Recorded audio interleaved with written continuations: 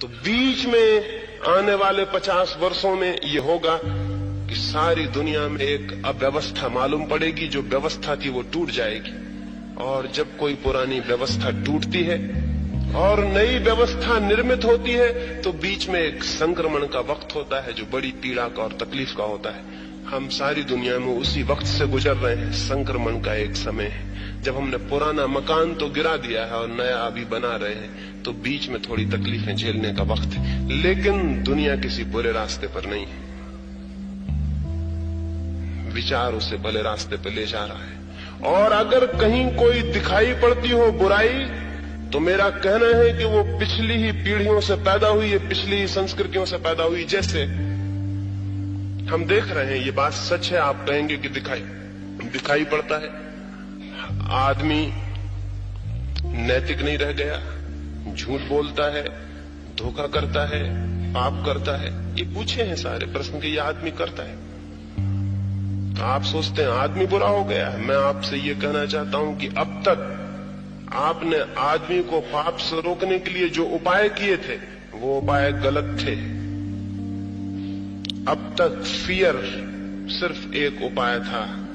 धार्मिक लोगों ने भय के आधार पर दुनिया में पाप रोकने की कोशिश की थी। घबराया था लोगों को कि नरक में डलवा देंगे, कढ़ाई में जलाए जाओगे, ये होगा वो होगा, जन्म जन्म तक कुत्ते हो जाओगे, बिल्ली हो जाओगे, योनियां बदल जाएंगी, कष्ट भोगोगे, 84 करोड़ योनियों में भटकोगे, फिर मनुष्य हो पाओगे। ऐसी घबराहट और फियर पैदा किया था, और इसी भय के आधार पर उसको अच्छा बनाया था कि चोरी मत करो, बेईमानी मत करो।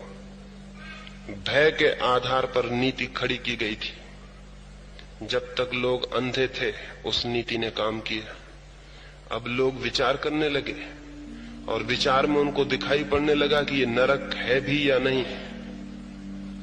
भय के जो मुद्दे थे वो विचार के सामने टूट गए। तो अब उस आदमी को आप कहिए नरक चले जाओगे अगर चोरी की, तो वो कहता है कोई हर्जा नहीं, चले जाएंगे, आप फिक्र मत करो, क्योंकि नरक का हमें कोई पक्का भरोसा नहीं कि है। तो अब वो चोरी कर रहा है। आपका पुराना ढंग जो था वो व्यर्थ हो गया और आपको नया ढंग सूझ नहीं रहा कि वो चोरी से कैसे बचे। 5000 साल तक केवल भय के आधार पर हमने आदमी को बेईमानी और चोरी करने से रोका। वो आधार नासमझ लोगों में चल सकता था, समझदार लोगों में नहीं चल सकता। तो फिर अब क्या हो? हमारा आधार गलत था, इसलिए लोग अनैतिक दिखाई पड़ रहे। नए आधार रखने होंगे। भय आधार नहीं हो सकता। फियर के आधार पर कोई आदमी कभी नैतिक नहीं होता है। चौरस्ते पे एक पुलिस वाला खड़ा हुआ है और आप वहां से निकलते हैं और चोरी नहीं करते, तो आप ये मत सोचना कि आप नैतिक हैं। लेकिन चौरस्ते पे कोई पुलिस वाला नहीं है और आप चोरी नहीं करते, तो ही आप समझना कि आप नैतिक हैं। अदालतें, कानून, पुलिस सब रोकते हो तो आप चोरी नहीं करते, इससे कोई नैतिकता का संबंध नहीं, सिर्फ भय है। तो हमने बहुत भय खड़े किए। चौरस्ते पे पुलिस वाला खड़ा है, फिर अदालत है, फिर नीचे नरक है, और फिर ऊपर सुप्रीम कांस्टेबल है भगवान, वो सबसे बड़ा पुलिस वाला, वो ऊपर से देख रहा है, नजर रखे हुए हर एक को कि किसी ने चोरी की तो उसको फिर सजा दिलवानी है, नरक में डालना है। वो यही धंधा कर रहा है बेचारा हजारों साल से। बहुत ऊब गया होगा, परेशान हो गया होगा। उसकी तो कोई गति नहीं, उसकी कोई ट्रांसफर भी नहीं होता, उसकी कोई बदली नहीं होती, वो कोई रिटायर नहीं होता। वो भगवान ऊपर बैठा हुआ है और एक एक आदमी का पाप देख रहा है, कितने आदमी मर चुके, और वो पाप देखते देखते कितना नहीं घबरा गया होगा, पागल नहीं हो गया होगा, उसको हम ऊपर बिठाए हुए हैं। ये हमने आदमी को घबराने के लिए सारा इंतजाम किया, और इस घबराहट में, इस डर में आदमी अगर थोड़ा सा नैतिक मालूम पड़ता था, वो नैतिकता झूठी थी। आज ये सारा भय छूट गया। मनुष्य को उदय हुआ विचार, उसने चीजें देखी और सोची, उसे लगा कि ये मामले सच्चाई के नहीं है, कल्पना के, और कल्पना के हैं। आपको पता है तिब्बतियों का नरक कैसा होता है और हिंदुओं का नरक कैसा होता है? हिंदुस्तान में हम गर्मी से परेशान हैं, तो हमने नरक में गर्मी का इंतजाम किया हुआ है। आग जल रही है, कढ़ाई जल रहे हैं, तेल खौल रहा है। लेकिन तिब्बत ठंड से परेशान है। तो अपने पापियों के लिए अगर गर्म जगह भेज दे तो पापी बहुत प्रसन्न हो जाएंगे। तो उन्होंने इंतजाम किया है कि वहां ऐसी बर्फ है जो कभी गलती ही नहीं, बर्फ ही बर्फ है तिब्बतियों के नरक में, और उस नरक में डाल देंगे बर्फ ही बर्फ में, ठंडक ठंडक में मरेगा आदमी। तिब्बतियों के लिए बर्फ का भय हो सकता है, इसलिए तिब्बत के नरक में बर्फ है। हिंदुओं के लिए, भारतीयों के लिए गर्मी का भय है, इसलिए गर्मी का। अगर हिंदू को तिब्बतियों के नरक में भेज दिया जाए तो वो समझेगा किसी एयर कंडीशन दुनिया में भेज दिया गया। वो एकदम आनंदित होकर नाचने उठेगा कि लगेगा स्वर्ग आ गया।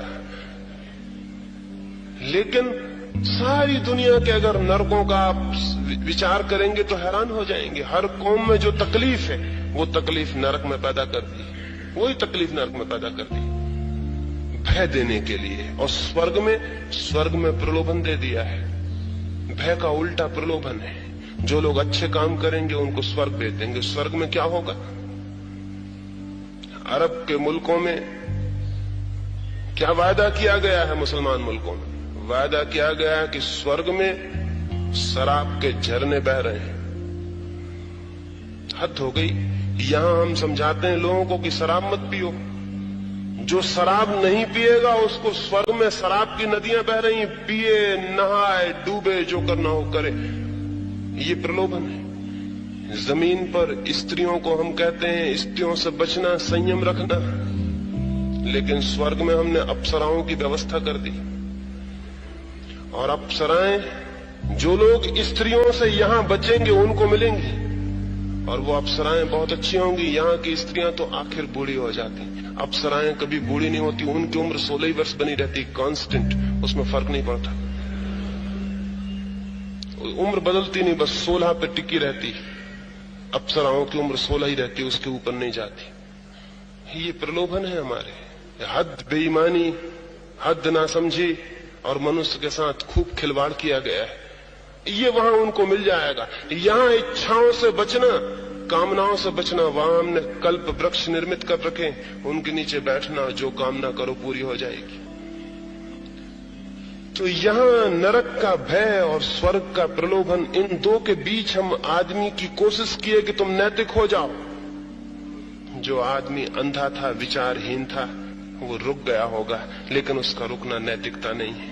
क्योंकि जिस चीज में भय के कारण हम रुकते हैं, प्रलोभन के कारण रुकते हैं, उसमें हम वस्तुतः नहीं रुकते। हमारा चित्त तो काम करता ही रहता है, करता ही रहता है। ऊपर से हम रुक जाते हैं। ये नीति खत्म हो गई है और ये अच्छा हुआ है, ये शुभ है। ये नीति गलत आधारों पर खड़ी थी, अब एक नई नीति को जन्म देने का सवाल है।